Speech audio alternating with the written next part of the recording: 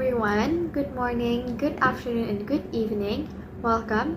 My name is Fairuz Chandreswari, and I'm here with my friends Alya, Najmah, Saidah, and Zalfa, Nadia, Amalia.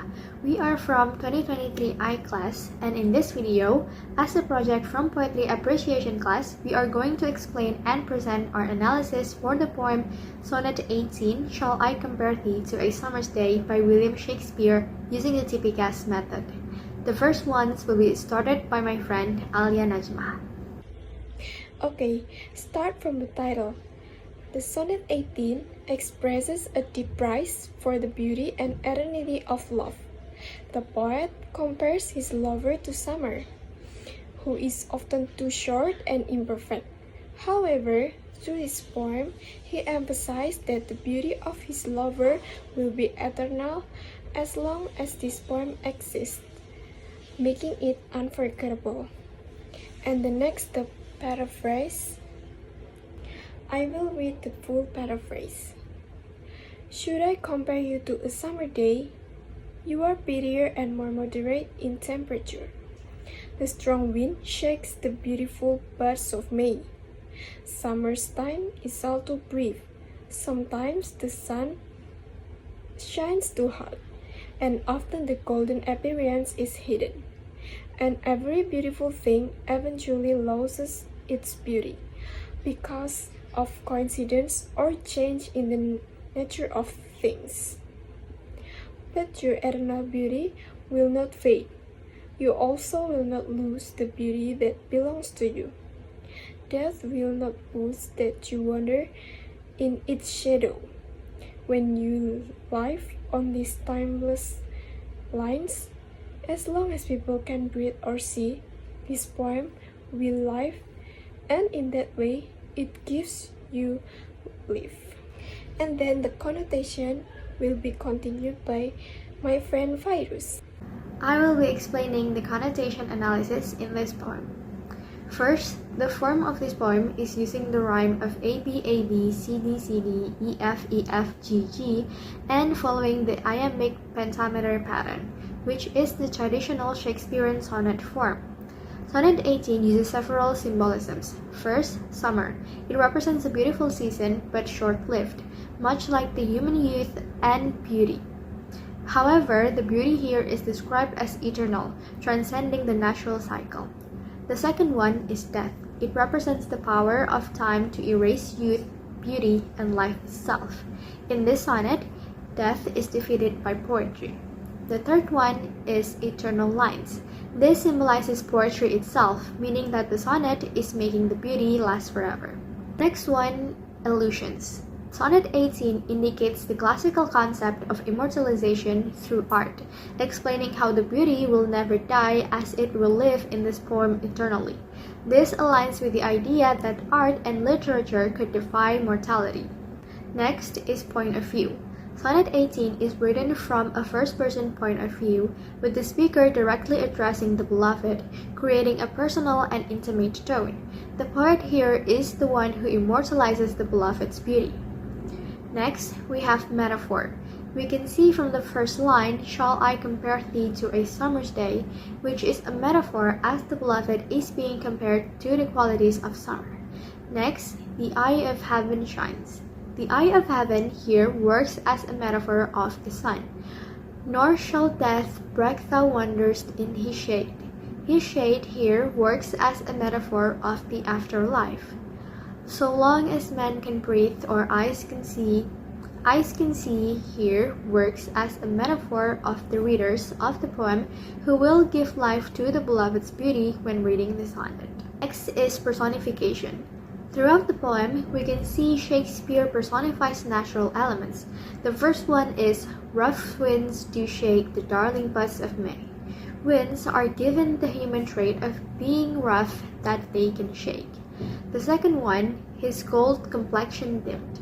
This personifies the sun by assigning a gender pronoun and giving the sun complexion, as it is a human term.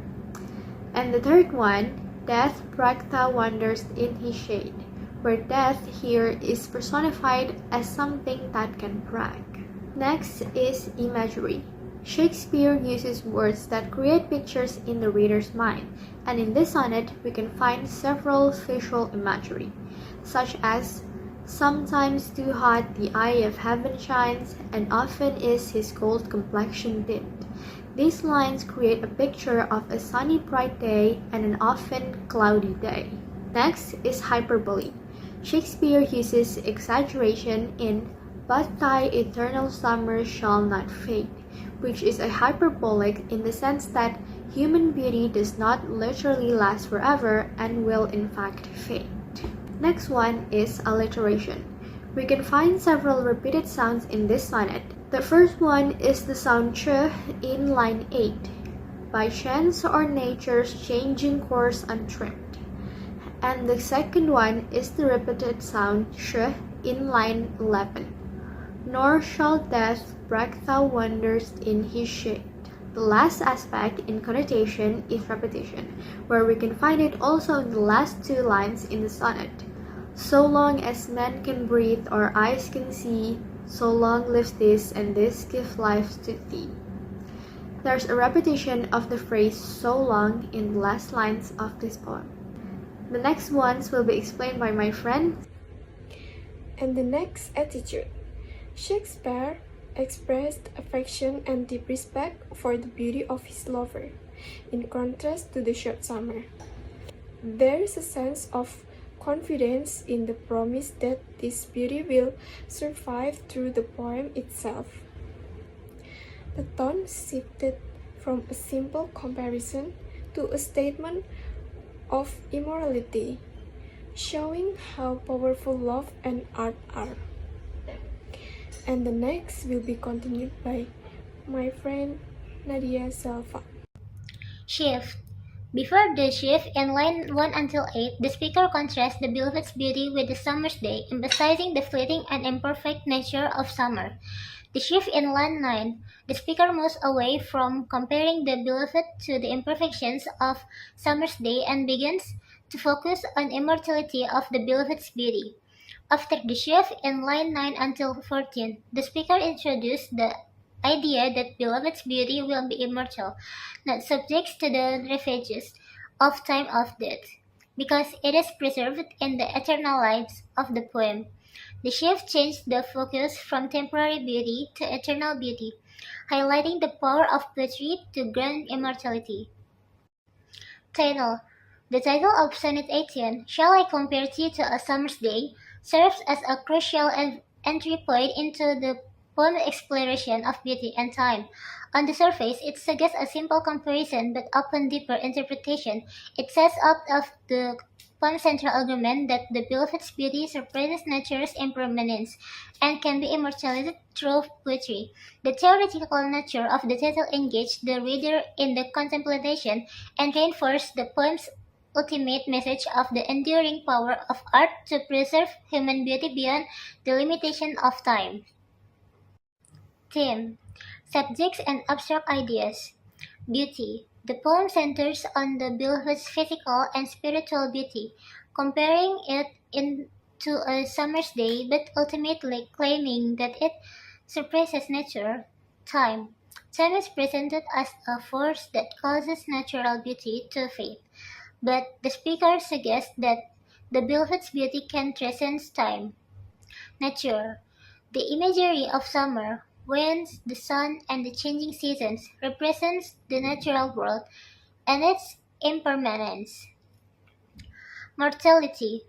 The speaker alludes to death, recognizing the inevitable decline of nature and human beauty over time.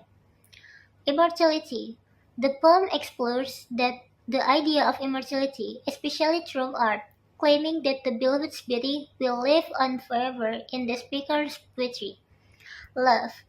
While love is not explicitly mentioned, the admiration and affection the speaker feels for the beloved is implied, as the speaker seeks to preserve the beloved's beauty eternally.